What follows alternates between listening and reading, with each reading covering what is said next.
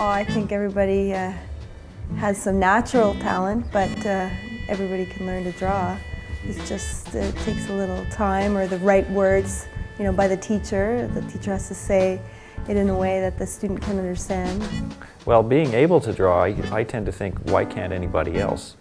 I mean, there are some people who say, no way, I can't do anything. But then you give them a pencil and draw a circle, draw a square, draw something, and draw a triangle, and they can do it. And then you realize anything complex, you can break it down into smaller, simpler forms, and it's possible. Yeah. So her name's Jeffrey Isherwood, and I've been a comic book artist and movie film concept artist for a long time now. So I'm Amanda Doucette. I'm teaching a basic drawing class here that I've been developing over the years, trying to make it the best possible for beginner students so that they can move on from my class and go on to other classes. It all comes down to drawing shapes and imagining three-dimensional forms and being able to convey those, and being able to learn to shade, draw textures. These things can all be learned. I'm convinced of that. One day I was drawing a bottle, and I just kept drawing it until I started seeing things in the bottle. I could see the lights behind me, the reflection of the lights, and so I started drawing in that. And then when I was done, I was like, wow, look at what I did. That was my light bulb moment for me. Once I drew the glass, I realized, wow, there's a lot going on in the glass. And then I started using that for students and then figuring out, why is it so good? What's so good about it? Okay, well, there's different tones going on. There's black and white and grays, and that's all it is. And so you have to, students need to pick through it, and it makes a really nice drawing as well. Well, my name's Susan Regan, and I come in from the West Island to take classes here. Right from the first time I came here, I found that my drawing improved. I've always tried to draw my whole life, and I never liked what I did, but it pleased me, and that was such a high for me. I like the way that this studio pushes me way, way past my comfort zone. So I love it here. They're small things. It might be just the way you realize, that is exactly the shape of an eye. This is how the thumb moves in relation to fingers, or this is how a certain muscle is shaped and wedges into that one. Or when you lean over, how the neck comes out at a certain angle. For the human form, there are hundreds of small little revelations that you get, that you then incorporate in whatever else you're drawing, and you remember them. It's a repertoire of forms and lines, as it were. And that's why drawing a lot is important, because you're building your repertoire. Our last class was yesterday. It went for about 12 weeks, and it was really great because it was taught by an industry veteran, Jeff Isherwood.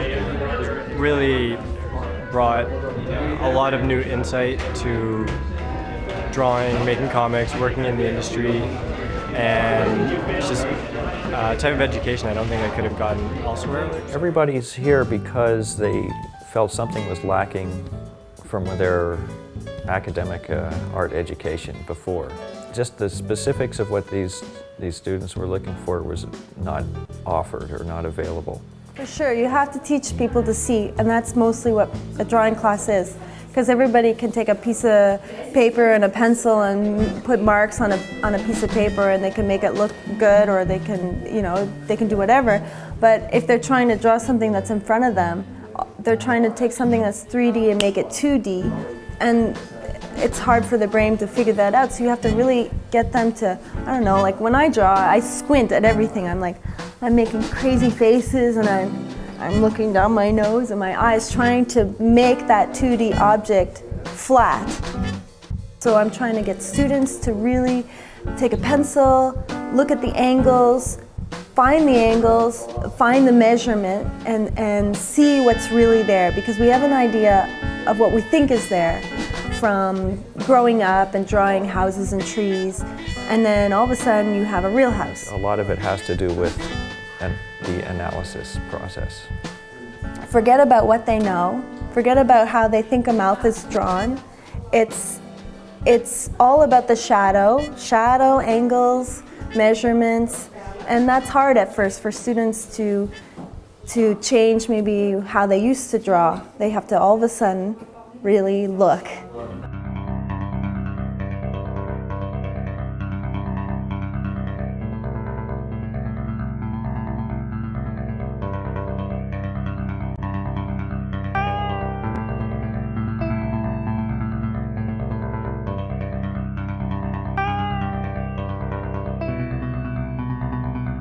It's fun to come here because it's stimulating, and it allows me to just focus on that alone and to just really concentrate on this. When you're at home and you're doing other things, it's not the same thing. But when you're here and you have the models in front of you and you have your other participants in the class around you, it gives you more encouragement to stay. I think that there has been an improvement, obviously. So much so that I even frame them now. Wow, that's great. Yeah. We look around the room and everything that's been designed to be used is set. Everything we sit on, we eat with, everything has been designed by somebody originally, and that's all creative work. So creative work really is everywhere. It's not a narrow little hobby toss-away thing that people just do for fun. It's something that's essential for everybody's life, and it's essential to have a strong creativity because our minds are always hungry for, or they always need stimulus, and they're always working. And if we can find creative ways to work from within our own minds, that's much more productive than having no creativity and simply looking at stimulus from outside, so where it's ultimately limited.